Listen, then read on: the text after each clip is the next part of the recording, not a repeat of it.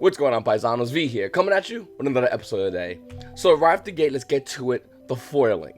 Now, the new foiling in Rising Rampage, I really don't know how to feel about it. And I know it has this weird kind of overlay of an old school prismatic Japanese card, but at the same time, it looks kind of like the new prismatic cards we got in the World Championship promos.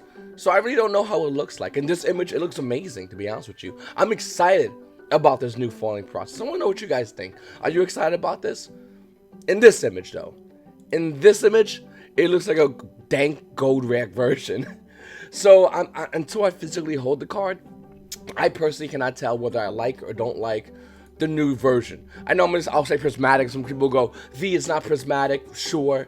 I'll say it looks like Japanese build. V, it's not the like whatever. I'm just saying it looks prismatic. Deal with it. I think a lot of Yu-Gi-Oh players can say that. Now, some Yu-Gi-Oh players can say, well, V, I like the old secret rare, and some will like the new card. But to be stone cold truthful, we gotta know what this card is. We gotta physically hold it and see it. We can't just look at a picture and go, yeah, I'm in. It doesn't work that way. That's what I think. In this picture, it looks amazing. In this picture, it looks like a dank gold rare. So I'm going to hold my judgment as far as that new card. Also, Dual Tournament Preview, Blue Eyes White Dragon, little fun fact, has doubled in price. It's about $500. After that one's gone, it's roughly around $15,000 for the Dual Tournament Preview Blue Eyes White Dragon. I just want to throw it out there since I grabbed the random Blue Eyes card. Alright, so let's talk about Rising Rampage. And the number one expensive card in the set is Appaloosa, Bow of the Goddess. Now, this is $89. We don't know which version, obviously, if it's Secret Rare or if it's Prismatic Secret Rare, we just don't know. But it's about $89 right now. For you guys that don't know, this is a card that has it's a link for multiple negates, requires at least 2 monsters with different names. You can only control one Appaloosa Bow of the Goddess, I guess, on the field. The original attack of the card becomes 800 times the number of link monsters used for its link summon. Once per chain, when your opponent activates a monster effect, quick effect, you can make this card lose 800 attack if you negate the activation. Obviously, it's going to be a great card. Most likely, we'll be seeing play in a lot of decks. Any kind of spam link decks, combo-oriented decks will probably abuse this card. And it's the card to get in the set, basically. Now, as far as other cards, like Witchcraft the Golem, this is not worth it. It has a $42 market price. It's going to take in value. Don't get it. Sell it. Cards like Marincess Marble Rock is where I get a little bit hazy. In fact, Marincess is where I get hazy. In one hand, I know it's high price, and I know it's not going to maintain being a high price, being the fact that even though I like Marincess a lot, they're not going to do nothing until Cyber Dark, was that Chaos Dark, Cyber Dark, whatever the next set coming on October, I believe is 25th. The next core set is when I believe Marincess can actually show any kind of meta relevance, maybe even at a tier 1 rank. Marincess to me feels right now like Altergeist, but before they got the multi-fake. So it's just not that good of a deck right now. Though I will say you still want to go ahead and slowly grab these cards. The only problem is, do you want to grab these cards now at the heightened price where Marble Rock is currently sitting roughly around $37 pre-order price, or do you want to wait? Could Marincess surprise all of us and be a deck that just is amazing right off the gate, and then a new support comes out and they're like, oh yeah, we become even more amazing? We don't know.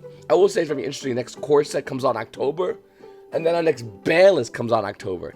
So basically, Marincess is up to Konami whether or not they want this to be meta or not, depending on the ban list hits, and obviously how that would be how this deck would be affected. But I definitely recommend holding on to Marincess if you can get some that are not expensive, or maybe pull some. Once again, it's up to you. I'm personally holding on to mine, so whenever I get any. Cap Shell is trash. I don't understand why Yu-Gi-Oh players are excited about this card. I'm just not a big fan of it. It's about $35 in the market. You can only use one of the following effects of Cap Shell once per turn, and only once per turn that turn. If this card tributed, draw a card. If this card uses material for fusion, synchro, link summon, draw a card. If this card is attached from an XYZ monster to activate that monster's effect, you can draw a card. Other than that, that's all you can do. It's a Dark Fiend 0/0 effect monster.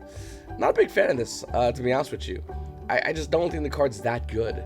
And I think for $35 for a Secret Rare Cap Shell, unless there's something I'm not seeing that makes this card amazing, I just can't be okay with this. Marincess Core Anemone, more cards. Fortune Lady Every. Get Out is another card. Actually looks pretty interesting. Would have been a great Altergeist. We could add so much fun with this card. Past the past, boys. They're dead. Let them be dead. Get Out is a regular trap card. Target 2 monsters your opponent controls. Now, special summon from the extra deck, put them back in the deck. You're going to activate one Get Out per turn. And then you proc multi-fake. I'm still gonna make Altergeist deck for fun. I still think Altergeist is a phenomenal deck. I'm still gonna play the deck. Of course, I think my regional invite with another deck that I think we'll have a better chance with. But that's what I'm gonna do, because I think Altergeist is still a deck that you can get your invite with. Absolutely. I know some people are gonna comment now. V, let it die. You shut your mouth. Next, Shaman of the Tenyi is $25.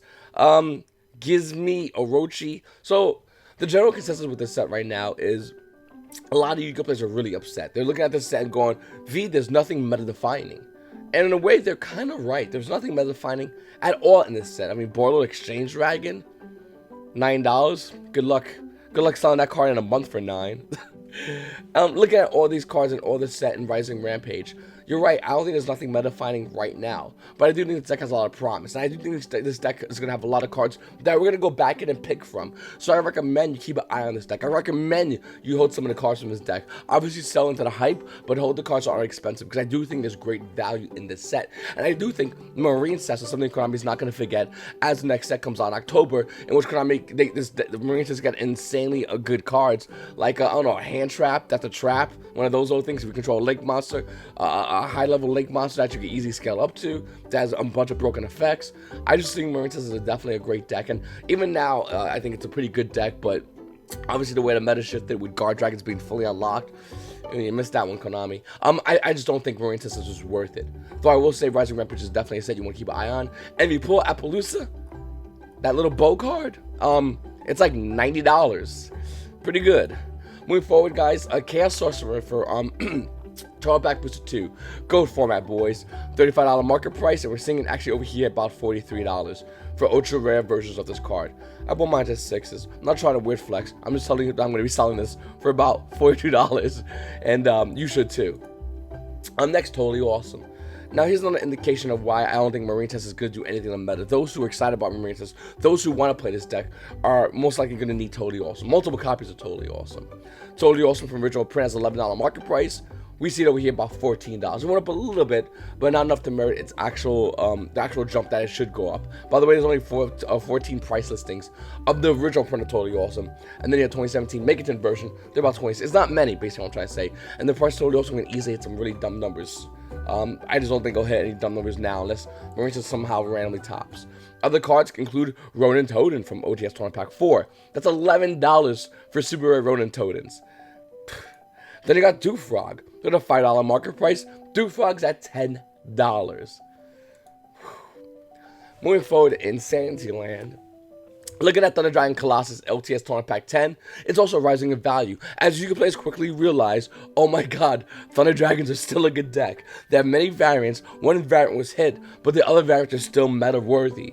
In fact, looking at Thunder Dragon from OTS Tournament Pack 10, $38 market price, we can easily say it hit $40 to $42 for Thunder Dragon Colossus. It's a phenomenal card, and obviously the card is going to be seeing more play, and I think that Thunder Dragon itself is definitely a deck that's, out of all decks in the meta, was the least one to get hit and still very viable. Then you got Ib the World Challenge, just a card. $13 market price, and it's about $17 for Ib. Realistically speaking, I don't think this card is worth that price point. Some of you players are getting really excited about a triple deck, and every time we see a new meta, that's a huge change in the meta, as we saw with this one. We see a lot of random spam decks that are inconsistent, that lose to a hand trap, but Yu-Gi-Oh players get really excited behind them. And that's what we saw with that Trishula deck. It looks cool, and if you go to regionals, you might get off a couple of times. Cool stuff, man. But inevitably, you lose. And that's a big takeaway. This is a locals-only deck.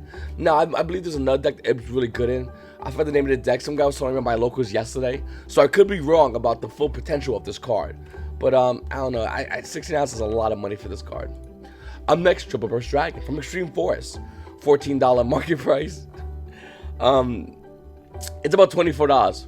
It's about $24 for this card. For Triple Burst Dragon. So I don't want to pop any bubbles, because I know a lot of you players are really excited about having an Ultra Triple Burst Dragon. I still have mine, and I'm probably going to keep it, to be honest with you. I like it. It also gets a reprint. It's a common and a structure that's coming out soon. So you can do what you want with that information, but there's a good chance the $24 Triple Burst Dragon becomes a $6 Triple Burst Dragon with the release of a common version of Triple Burst Dragon in a structure deck we're getting really soon. So, I don't know, I kind of want to sell mine, so what are you guys thinking, what are you guys doing with yours? Up next, Demise of the Land. $3 market price, and the price point for our lightly played unlimited is about 7s. First edition's hitting around $10 immediately for lightly played versions of this card. Now, with Metaverse gone, what's the best way for Mystic Mind players to still do Mystic Mind things? Demise of the Land. Activate when you put in a special summons a monster. Select one field spell card from your deck and just activate it. Can't ash me, bro. You just pop it on board. Demise of the Land is an insanely good card, and you have to respond to this card if you can. Realistically, you can't with any real hand traps that I know of. It's just an amazing card for Mystic Mind players that don't have Metaverse, but can still do Metaverse-like plays. Any deck that really runs field spells, but when I say that, I really just think about Mystic Mind decks, because you could kind of say strikers, but you really don't need to. Up next, Scrap Recycler from Structure Machina Mayhem. It's a common monster, $8 market price. Lightning Play first edition is holding around 7s. It's a little bit lower its market price, but I do feel like this card's going to go up in value as Orcus players realize, oh wait a minute, we still have this thing that the OCG had before. Like we had all spammy combos. This is what they originally had. And I do think this card actually will work great for the Orcus players, and I do think the value of this card can go up in value once Orcus players realize their deck is still good and Scrap Recycler is still a phenomenal card to play in the deck. Anyway, I really appreciate you guys watching my video. Please make sure to subscribe if you haven't subscribed already. Hit the like button, comment down below, and hit the subscribe button and notification bell when I'm gonna do my live streams. Also, if you want to support this channel, please click on that link to just buy something on TCG Play, whatever you want to buy. A percentage does help the channel out and allows me to do and upgrade more content on this channel. And I really appreciate you guys watching my video. And you paisanos, have a good day.